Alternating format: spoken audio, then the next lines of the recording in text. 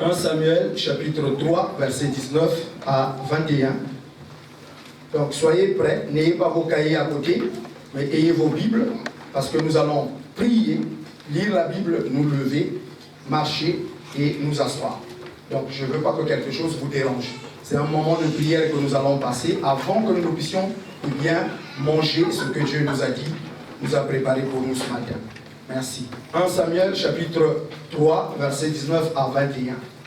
Samuel grandissait, l'Éternel était avec lui, et il ne laissa tomber à terre aucune de ses paroles. Tout Israël, depuis Dan jusqu'à Beersheba, reconnut que Samuel était établi prophète de l'Éternel. L'Éternel continuait à apparaître à Silo, car l'Éternel se révélait à Samuel dans Silo par la parole de l'Éternel. Amen. Amen. Nous voyons ici, on nous exhorte que Samuel grandissait. Et depuis que nous sommes nés, nous grandissons. Je suis né, j'avais quelques heures, quelques jours. Aujourd'hui, j'ai un âge. J'ai grandi. Un enfant qui ne grandit pas inquiète ses parents. C'est bizarre, c'est douteux. Et Dieu veut que nous puissions grandir. Nous venons de voir que Samuel grandissait jusqu'à être établi prophète des nations. Nous voyons ici dans Luc 2, verset 52, et Jésus croissait en sagesse, en stature et en grâce devant Dieu et devant les hommes. Voilà. Jésus faisait quoi? Est-ce que quelqu'un d'autre peut lire dans une autre version? Jésus grandissait. Voilà. Jésus grandissait, parce qu'il y a ceux qui ne comprennent pas, croître là c'est quoi? Jésus grandissait. Tu peux relire, continue. Oui. Oui. En taille et en grâce. Très bien. Donc, vous voyez la différence? Nous allons écouter Emmanuel et nous allons écouter Divine. Vous allez voir la différence de compréhension. Allons-y. Et Jésus croissait en sagesse, en stature et en grâce devant Dieu. Voilà. On parle en sagesse, en stature et en grâce devant Dieu. Allons-y, sœur Divine. Jésus grandissait en sagesse, en taille et en grâce devant Dieu. Donc, la stature, c'est la taille. Ça veut dire, quand un enfant naît, il doit grandir en taille. En sagesse, c'est l'intelligence, la sagesse que Dieu donne. Tu dois grandir. Il y a des gens grands en taille, idiots. C'est-à-dire, en sagesse, il ne grandit pas. C'est ça que Dieu ne veut pas. Donc, nous devons grandir. Depuis combien d'années tu connais le Seigneur? Ça fait 10 ans que tu pries. Maintenant, qu'est-ce que tu connais de Dieu? Pourquoi tu vas adorer les statues? Pourquoi tu vas prier à la rue Montmartre? Pourquoi tu vas prier à la paroisse Saint-Sulpice? Alors que Dieu a dit des choses que tu ne dois pas faire. Donc tu n'es pas grand. Tu ne comprends pas. Jésus grandissait. Donc devant les hommes, il est né bébé et il grandissait en taille. Mais devant les gens aussi en stature et en intelligence. Et plus la dernière chose, en grâce. Dites ensemble avec moi la grâce. Donc la grâce, c'est la faveur de Dieu. La bénédiction de Dieu. Donc si tu as une bénédiction de Dieu, cette même bénédiction doit... Voilà, dites ensemble avec moi, ma bénédiction doit grandir. Donc c'est pas vivre sous les témoignages d'hier. Dieu m'avait béni l'année passée. Dieu m'avait donné le bac. Dieu m'avait donné, maintenant il t'a donné quoi cette année? Parce que la bénédiction doit grandir. Amen. Tu dois grandir en stature, en sagesse, en grâce devant Dieu et devant les hommes. Les gens qui te voient, ils doivent voir que de plus en plus tu es béni. Dites Amen. Amen. Voilà. Il faut que les gens constatent que non, depuis que cette personne-là, je l'ai rencontrée, je constate qu'elle ne va que de progrès en progrès. Parce qu'on nous dit, il grandissait devant les hommes et devant Dieu. Amen. N'allez pas accepter les gens qui vous disent, non, moi je sais que je suis béni. Si tu sais, nous aussi on doit savoir. Puisqu'on te voit. Il faut arrêter de divertir les gens. Ce n'est pas à toi de dire que tu as bien préparé. C'est à nous de manger et de dire que tu as. Donc si tu es béni, c'est à nous de voir et de dire que tu es béni. Voilà. Il faut arrêter. Est-ce que vous comprenez ça? Amen. Donc ce matin, tu vas prier pour que Dieu te fasse grandir en stature, en sagesse, en intelligence, en grâce. Amen. Que tout le monde voit, et c'est la promesse de Dieu. Tous ceux qui te voilà, reconnaîtront que sur toi. Donc ceux qui te voient, ils doivent voir que sur toi, il y a la grâce de Dieu. Amen. Actes des Apôtres, chapitre 10, versets 44 à 46. Actes 10, 44 à 46. Comme Pierre prononçait encore ces mots, Oui. le Saint-Esprit descendit sur tous ceux qui écoutaient la parole.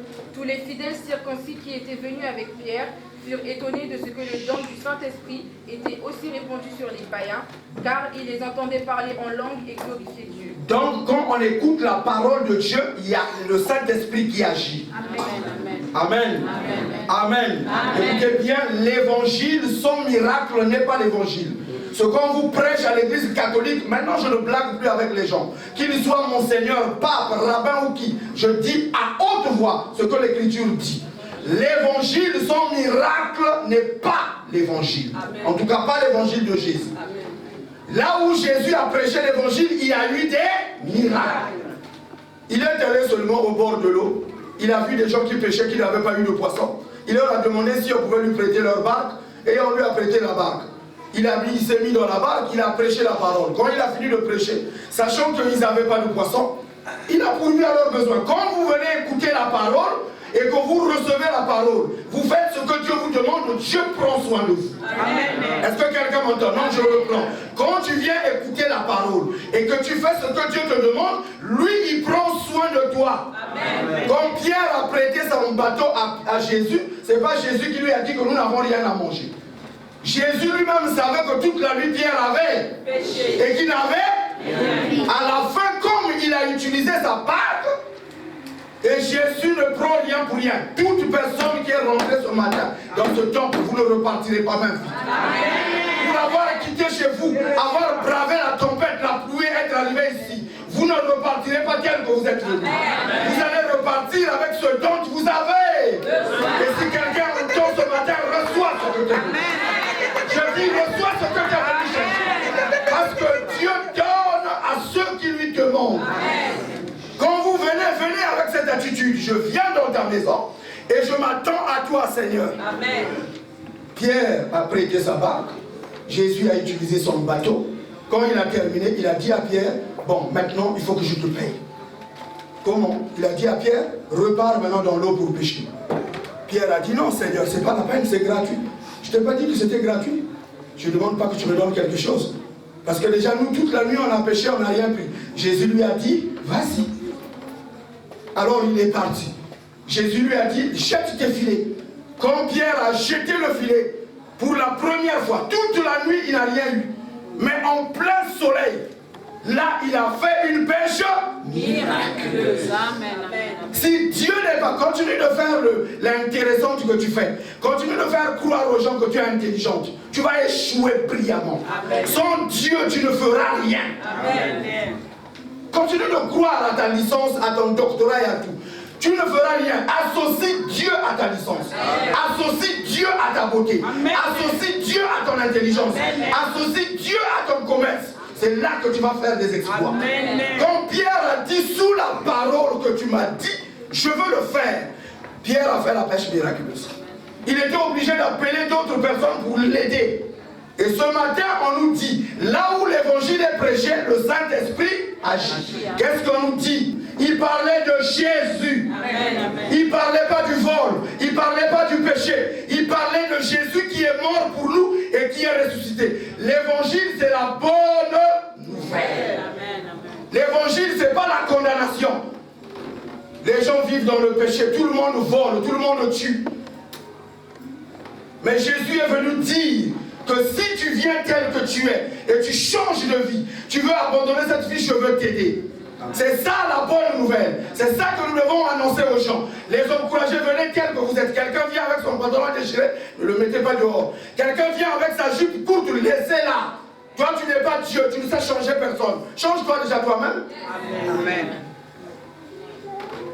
C'est Dieu qui change le cœur des gens. Amen. Venez à moi, vous tous qui êtes fatigués. Tel que je suis sans sinon ton sang versé pour moi et ta voix qui m'appelle à toi, agneau de Dieu, viens, tel que je suis. On n'a pas dit j'abandonne d'abord la drogue, tel que je suis voleur, voleuse, tel que je suis. C'est à lui de me changer. Alléluia. L'évangile change les vies. Les stériles enfantent. Les paralytiques marchent. Les aveugles voient. Mais ils viennent à Jésus tel qu'ils sont. C'est auprès de Jésus qu'ils viennent trouver la guérison. Ce qui est bizarre, quand quelqu'un est paralytique, vous l'emmenez à Jésus, paralytique. Et Jésus le guérit. Mais quand quelqu'un est pécheur, vous voulez qu'il change d'abord de vie, vous venez à Jésus. Qui est malade. C'est Jésus qui pardonne les péchés. Laissez-le venir tel qu'il est. Ne chassez personne. N'empêchez personne. Il vient avec ses cheveux teintés. Faites-le rentrer. Il est responsable de sa foi. Nous avons une alliance de la longévité avec Dieu. Dieu a fait une alliance avec nous. Le problème, si vous ne connaissez pas cette alliance, vous ne pouvez pas donc y vivre, y entrer et réclamer les promesses de cette alliance. Nous, Dieu a fait une alliance avec nous. Il a dit, tu vivras longtemps. Amen. Amen. Amen. Donc, vos nouvelles que vous apprenez là, à la télé, à la radio, par vos cousins, par vos parents qui sont restés au pays ou qui sont en Chine, aux États-Unis, vous pouvez bien les considérer. Mais moi, j'ai la bonne nouvelle. J'ai la bonne nouvelle, c'est que Dieu a scellé une alliance. Et dans cette alliance, il m'a dit des choses que je dois faire et que lui, il doit faire. Je le rassasierai de longs jours et je lui ferai voir mon salut. Je le rassasierai de longs jours. Donc pour Dieu, qu'est-ce que dit ta version? Jeff, tu es là? Quelqu'un a une autre version, il peut aussi nous la lire. Soyez attentifs, oui? Très bien, je le comblerai de longs jours. Donc la volonté de Dieu pour nous, c'est que tu vives longtemps. Dis à ton voisin, je vivrai longtemps. Non, regarde-le, dis le voisin. Je vivrai longtemps. Parce que Dieu le veut. Alléluia. Donc il faut le regarder, il faut lui dire, si toi tu souhaites ma mort, t'as tiré par terre. Parce que Dieu veut que je vive longtemps. Voilà, Dieu dit, puisqu'il m'aime, je le bénirai. Si vous montez au verset à l'étage, verset 15, qu'est-ce qui est dit, divine? Il fera appel à moi, oui. Et je lui répondrai. Oui. Je serai avec lui dans la détresse. Je serai avec lui dans la détresse. Je le délivrerai et je l'honorerai. Je l'honorerai. Verset 14, puisqu'il m'aime, je le délivrerai et je le protégerai parce qu'il nous connaît. Donc le grand problème de ce matin, c'est que nous devons connaître Dieu. Ton ami qui est malade, il ne connaît pas Dieu. Il croit connaître, il connaît sa maladie. Vous savez que les gens connaissent leur maladie, hein? J'ai le sida. Moi je suis diabétique. Ils connaissent leur maladie. Je dois manger à temps. Tu as oublié que je suis diabétique? Tu as oublié que l'heure est déjà passée? Tu dois me donner mon insuline. Ils connaissent leur maladie. Mais Dieu, ils ne connaissent pas. Or Dieu dit, puisque tu me connais. Connaître Dieu est une source de bénédiction. Il y a de ceux qui connaissent plus leur mari que Dieu. Qui connaissent plus leur travail que Dieu. Dieu dit, puisqu'il me connaît, je le délivrerai. Mais nous parlons de la longévité. Alors allons-y, je vais avancer. Le Seigneur, donc, eh bien, nous allons faire cette prière. Mets ta main au niveau du cœur. Fais cette prière avec moi avant de continuer. Seigneur Jésus, satisfais-moi avec une longue vie. Satisfais-moi avec une longue vie. Montre-moi, Seigneur, ta bonté. Montre-moi, Seigneur, ta bonté. Ta miséricorde. En m'accordant une longue vie. Comme tu l'avais promis. Montre-moi ton salut, Seigneur. Un plein salut. Comme tu l'avais promis. Tu as fait cette prière avec foi. Qu'il te soit fait selon ta foi. Psaume 41, verset 1 à 3. Nous partons. Psaume 41, verset 1 à 3. Heureux celui qui s'intéresse aux pauvres. Au jour du malheur, l'Éternel le garde et lui conserve la vie. Il est heureux sur la terre et tu ne lui livres point au bon plaisir de ses ennemis. On nous dit celui qui se soucie des pauvres. Au jour du malheur, l'Éternel se souvient de lui. Il est heureux où? Sur la terre. Qui va être heureux sur la terre? Amen. Voici le secret. Prends soin des pauvres. Soucie-toi aussi des pauvres. En dépit de tout ce que tu fais, soucie-toi des pauvres. Et Dieu dit qu'il te gardera. Amen. Amen. Enfants, obéissez à vos parents. Oui. Selon le Seigneur. On obéit aux parents selon le Seigneur. On n'obéit pas aux parents selon la chair, selon le monde.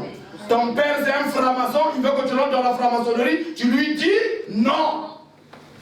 Parce que ce n'est pas selon le Seigneur. Voilà, c'est ça que ça veut dire. Obéissez à vos parents selon le Seigneur. Allons-y, la suite.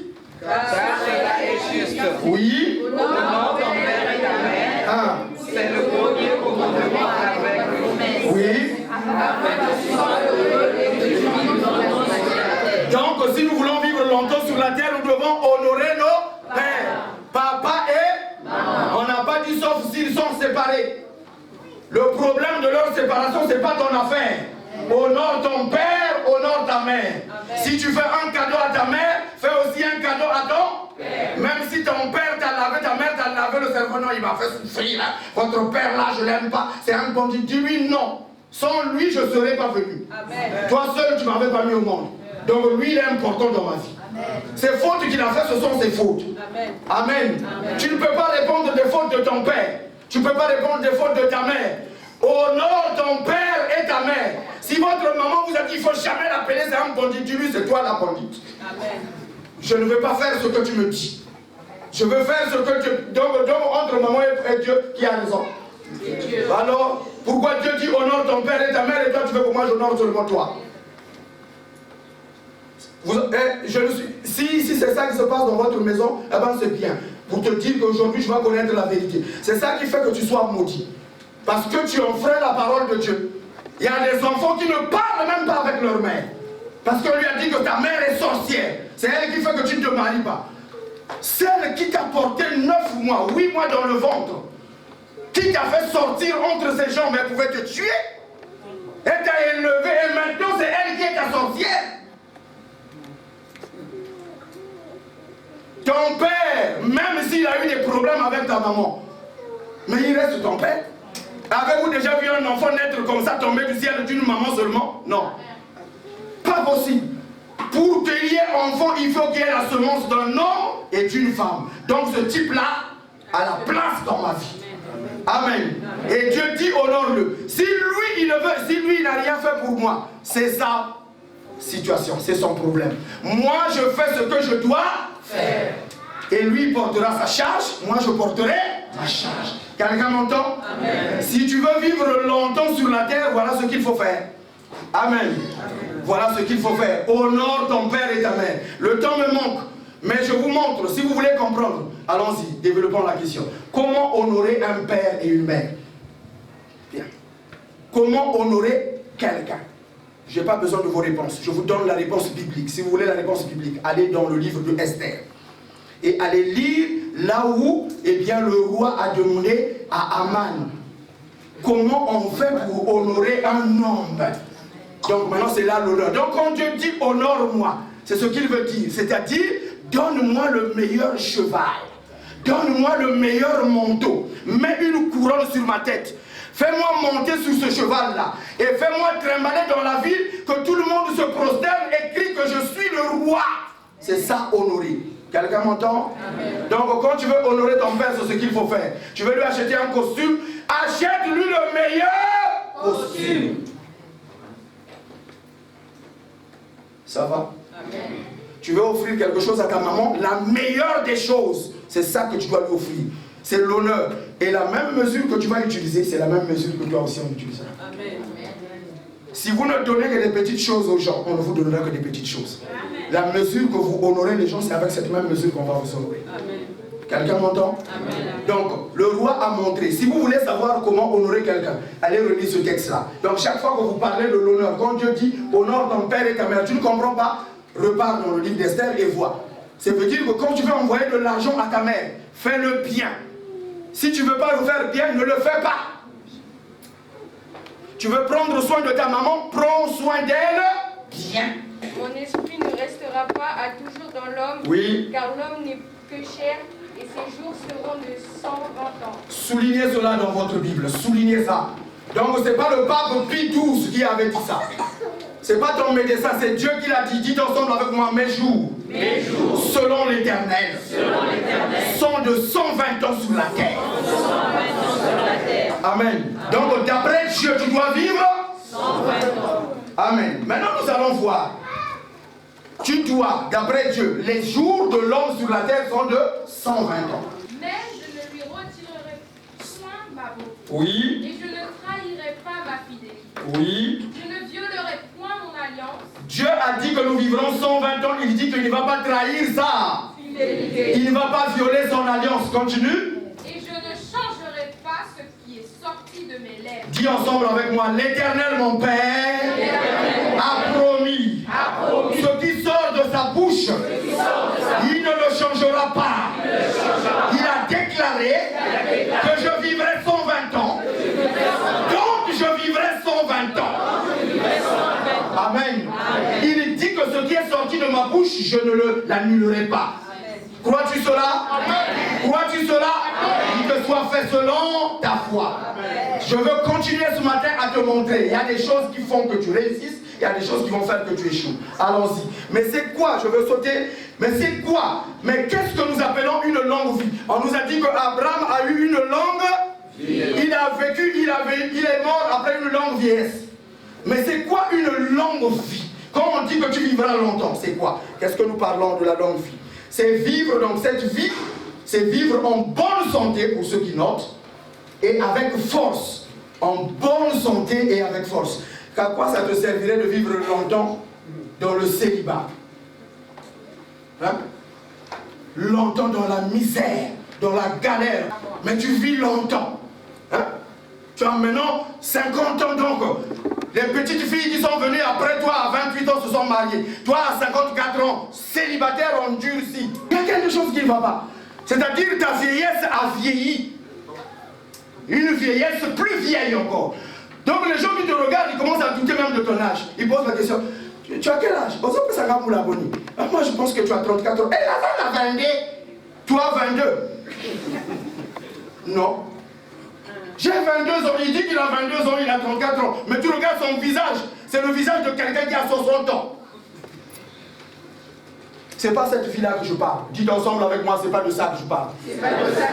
Dieu, quand il parle d'une longue vie, c'est une longue vie en bonne santé. Une longue vie d'impact.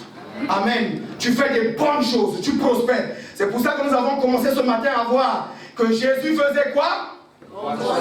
Voilà. Donc dans ta bénédiction, tu dois grandir. Tu dois grandir en richesse. Tu dois grandir en beauté. Tu dois grandir en élégance. Tu dois grandir en puissance. C'est ça que Dieu attend de nous. Quelqu'un m'entend? Il faut qu'au travail, les gens remarquent que toi, tu es en train de grandir. Amen. Il faut que tes chefs remarquent que non. Depuis qu'il est là, la société a changé. Depuis que Joseph était rentré dans la maison de Potiphar, tout ce que Potiphar faisait réussissait. Grâce à qui? À Joseph. Source de bénédiction. Amen. Une longue vie, notez s'il vous plaît, une longue vie dont nous parlons ici, c'est une vie d'impact et de bonne santé. Car pourquoi vivre longtemps dans la maladie, dans le célibat, dans la souffrance et dans la pauvreté? 2020, et même, on fait les déclarations, mais rien ne change. Non. Lorsque Pierre parlait, le Saint-Esprit est descendu. Et il y eut des signes et des miracles. Donc quand vous écoutez la parole, Rosa, les choses doivent changer. Emmanuel, les choses doivent changer. La vie chrétienne, c'est une vie faite d'autrefois et de maintenant. Dites ensemble avec moi, autrefois, j'étais malade. Maintenant je suis guéri. Autrefois j'étais ténèbres. Maintenant je suis lumière. Donc ta vie chrétienne doit avoir un autrefois et un maintenant. Regarde ton autrefois. Comment tu étais? Et regarde ton maintenant. Il y a un changement? Est-ce qu'il y a un changement? Il y a des amens douteux, il y a même des bouches qui ne s'ouvrent pas. Vous avez raison, parce qu'il n'y a pas encore de changement. Ça va selon votre foi. Mais moi en tout cas, il y a un grand changement. Autrefois j'étais paludéen, maintenant je suis guéri. J'étais soulard, fumeur, maintenant je suis guéri. Autrefois j'avais un sobriquet qu'on me donnait dans la sapologie. Maintenant c'est terminé. Je suis le révérend MCN. Comme ça que les choses se passent. Autrefois j'étais ténèbres, maintenant je suis lumière. Tu marches dans la lumière. Amen. La maladie est passée. Regarde ta vie, qu'est-ce qui a changé? Depuis longtemps, l'Éternel avait donné du repos à Israël en le délivrant de tous les ennemis qui l'entouraient. Josué était vieux, avancé vieillesse, c'est une bénédiction de l'Éternel. Quand tu vieillis, tu es béni, mais pas vieillir dans la misère. Non. C'est de ça que je suis venu vous parler ce matin. Peuple du rocher des âges, nous devons prier pour être dans la sanctification et dans la puissance. Tu m'entends, Fanny? On n'est pas venu laisser les gens accompagner les autres. Qu'on voit les autres se marier et nous, on est là, on acclame. Non. Amen. Non. Dites ensemble avec moi, non. Non. Je dois jouir de la bénédiction. Mon Père agit, je dois agir. Mon Père est vivant, je suis vivant. Amen. On nous dit que Josué a eu du repos de tous les côtés. Verset 2. Alors Josué convoqua tous des anciens, ses chefs, ses juges, ses officiers, et il leur dit: je suis vieux, avancé.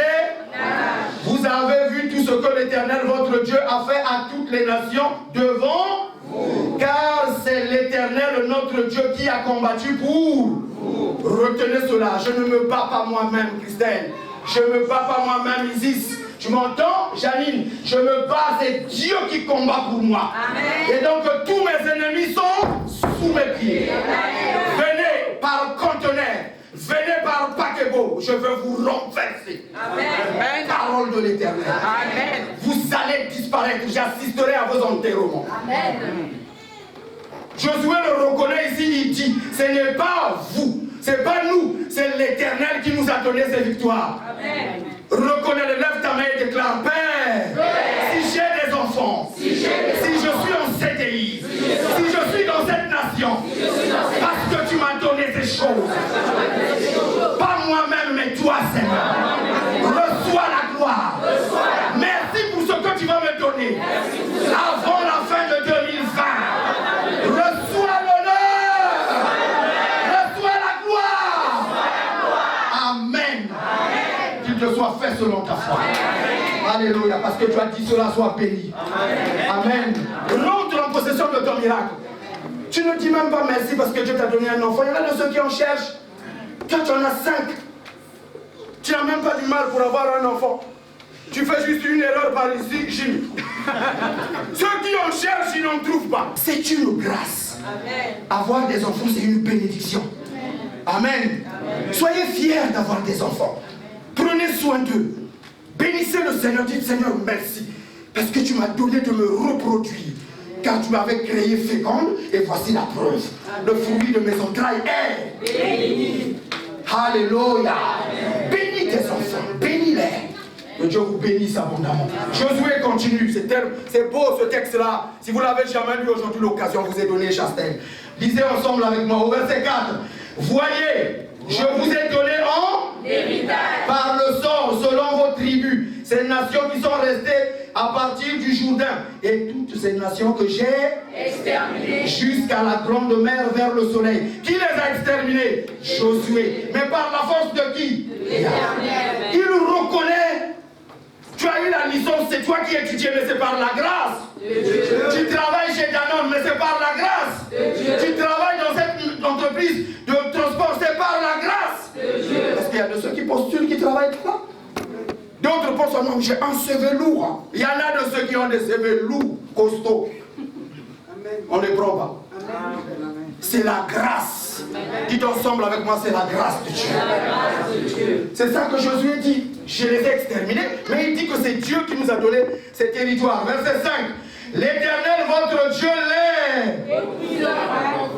Voilà, devant vous et vous posséderez comme l'Éternel votre Dieu vous l'a. Amen. Il va chasser tes ennemis. Dis: l'Éternel va chasser mes ennemis. Et tout ce qu'ils ont, il va me le donner. Vous m'entendez? C'est ça qu'on demande dans la prière. Tu entends? Quand tu pries, c'est ça. Tu t'agenouilles, tu dis: Seigneur, tu avais dit que j'habiterai des maisons que je n'ai pas. Je boirai l'eau des citernes que je n'ai pas. Creuser. Je mangerai des fruits d'arbres que je n'ai pas.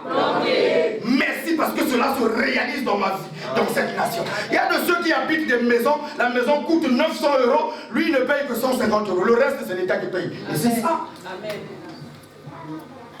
Dans sa vie, depuis le Congo-Brazzaville, il n'a jamais construit. Depuis le Congo-RDC, il ne connaît pas le prix du sac de ciment. Là, ici, il est dans une maison F4, ascenseur, parking, place à la cave.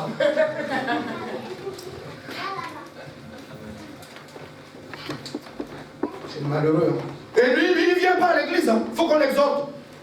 Il ne sait pas qu'il est béni. Dieu t'a dit, tu mangeras les fruits que tu n'as pas plantés. Appliquez-vous avec force à observer et à mettre en pratique tout ce qui est écrit dans le livre de la loi de Moïse, sans vous en détourner ni à droite ni à gauche. Ne vous mêlez point avec ces nations-là qui sont restées parmi vous. Ne prononcez même pas le nom de leur Dieu et ne les employez même pas en jurant. Amen. Amen. Amen. Amen. Voilà, il y a de ceux qui jurent sur leur grand-père. Dieu dit, vous ne prononcerez même pas leur nom. Amen.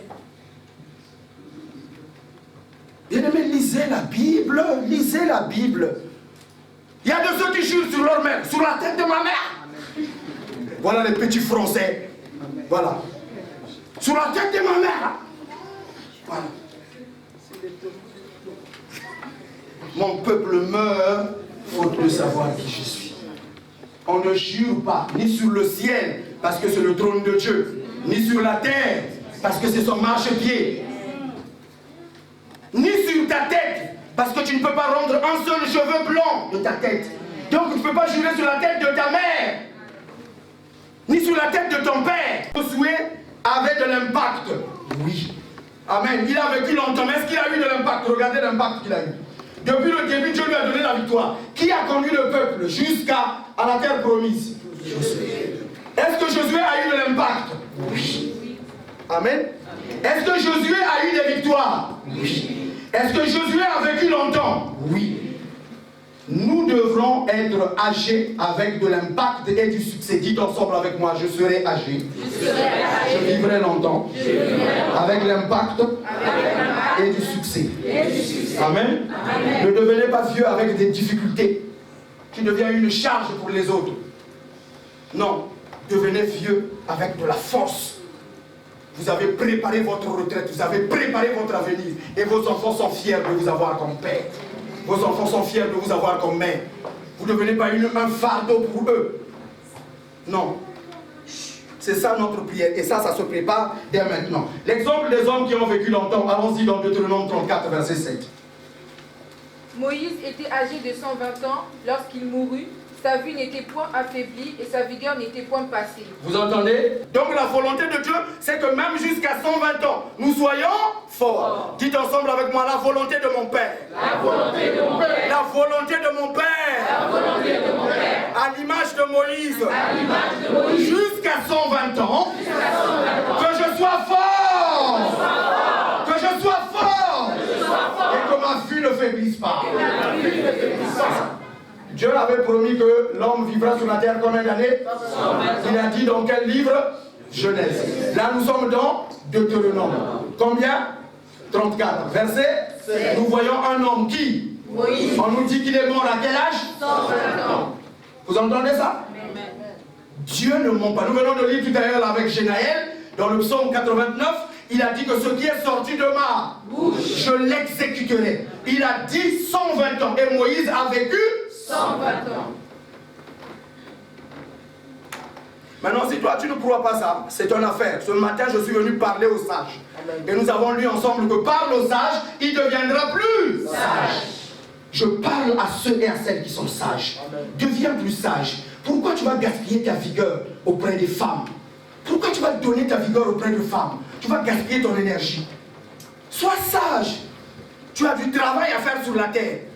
Prépare-toi à vivre longtemps. Genèse 35, versets 28 à 29. Quelqu'un peut lire? Les jours d'Isaac furent de 180 ans. Oui. Il expira et mourut. Il fut recueilli auprès de son peuple. Âgé et rassasié de jours. Vous entendez? Et Ésaü et Jacob, ses fils, l'enterrèrent. Nous avons vu d'abord la première partie, nous avons vu que Abraham a été enterré par qui? Par ses enfants. Ismaël et Isaac. Et là, on nous dit, c'est qui est enterré? Isaac. Il est enterré par qui? Vous entendez?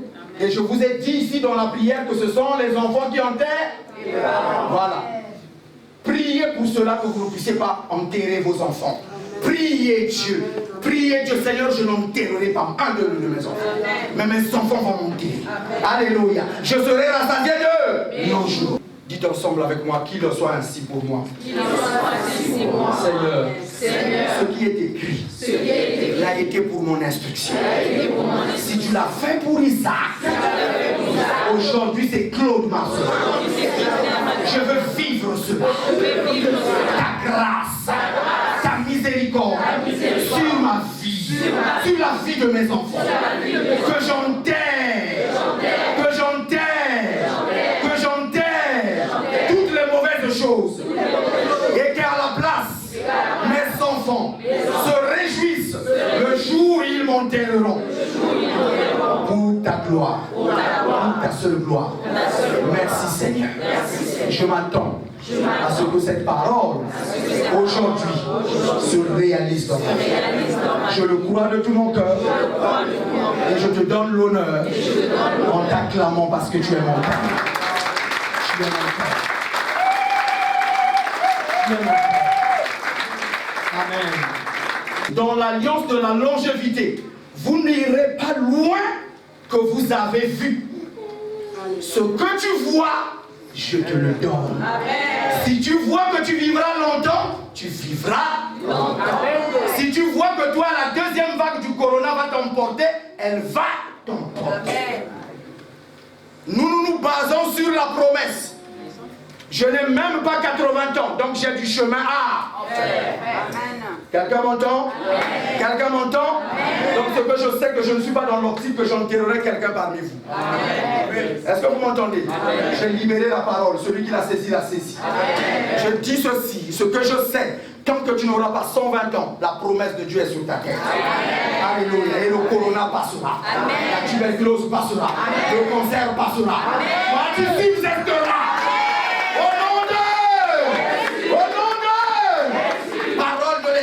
Parce qu'il t'a choisi. Depuis que j'étais dans le ventre de ta mère, je ne sais pas comment ça va se passer, mais tu vas échapper. Amen. La seule chose que je sais, c'est que je me tiens sur la promesse. Amen. Vous avez vu tous ces ennemis qui sont venus, comment Dieu les a repoussés. Amen. Amen. La promesse, c'est que vous devez voir. Qu'est-ce que tu vois? Dieu a dit à Jérémie, tu vois quoi? Dieu a dit à Abraham, tout ce que tu vois, je te le donne. Si tu vois la mort s'approche. Il me reste donc des points à développer pour vous montrer comment vivre longtemps et qu'est-ce qu'il faut faire. C'est-à-dire, eh bien, mais comment vivre longtemps en bonne santé. Il y a des points, c'est-à-dire spirituellement d'abord, physiquement, sentimentalement. Il y a des choses à faire. Ça ne tombe pas du ciel. Et parmi ces choses, il y a plein de choses à développer. Première des choses, la nouvelle naissance. Et nous avons vu cela que ceux qui sont dans Sion, la mort ne les frappe pas, la maladie ne les frappe pas. Donc il faut d'abord naître de nouveau. Ça c'est le côté spirituel, nous développerons cela. Après il y a le côté, eh bien, sentimental. On ne marche pas avec n'importe qui. On ne s'associe pas avec n'importe qui. On ne mange pas avec n'importe qui. Et on ne mange pas n'importe quoi. Tout ça nous allons le voir. Mais aujourd'hui je m'arrête là.